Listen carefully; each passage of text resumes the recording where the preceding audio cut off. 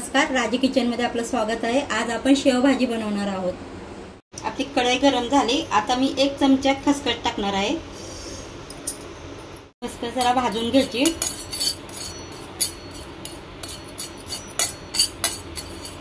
खसखस भाजले, आता काढून घेऊया। मी तर 5 चमचे सुकं खोबरं किसलेलं घेतले। आता ते आपण भाजून घेऊया।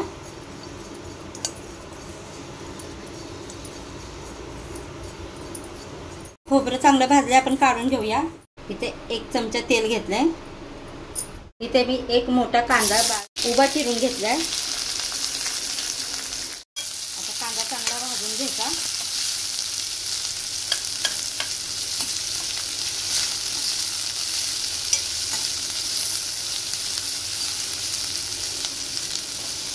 तर कांदा लालसर होत आला। आता आपण त्यामध्ये टोमॅटो टाकूया। 1 मोठा टोमॅटो घेतलाय।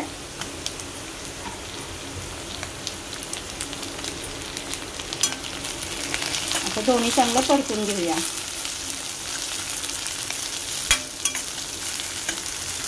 त्यामध्ये अर्धा इंच आल्याचे तुकडे टाकूया।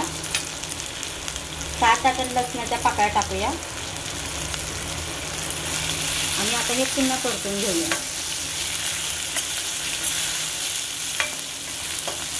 बंद करूया आणि हा सर्व मसाला काढून घेऊया।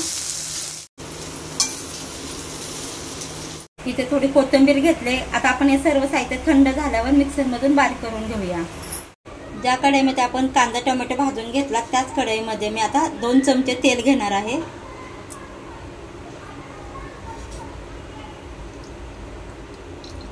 मसाला मिक्सर मधून बारीक करून घेतला। तेल जरा जास्तच घ्यायचं तरीसाठी। आणि आता मी 1 चमचा जिरं टाकणार आहे। 1 तेजपत्ता, कढीपत्ता, चमचा लाल तिखट। तिखट तुमच्या आवडीनुसार घेऊ शकता। आता आपण वाटण टाकूया। ते सगळं मिक्स करून घेऊया चांगलं।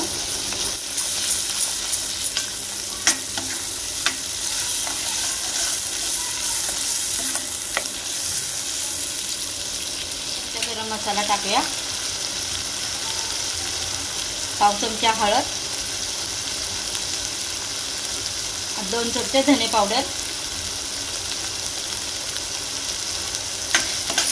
आता चांगला मसाला भाजून घ्यायचा।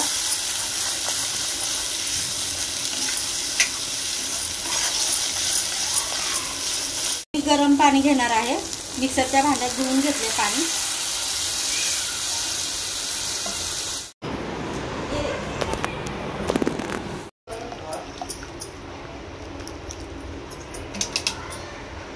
इथे अजून थोडं गरम पाणी घेते। चवीनुसार मीठ टाकूया।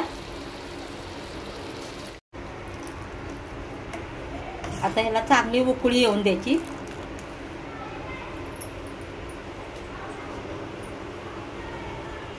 आपण 2 मिनिटं उकळून घेऊया। 2 मिनिटं चांगलं उकळून घेतले। आपण गॅस बंद करूया। वरून कोथिंबीर बारीक चिरलेली टाकूया। ते शेवचा रस्सा बनवून तयार झालाय। आता आपण त्यामध्ये शेव टाकूया।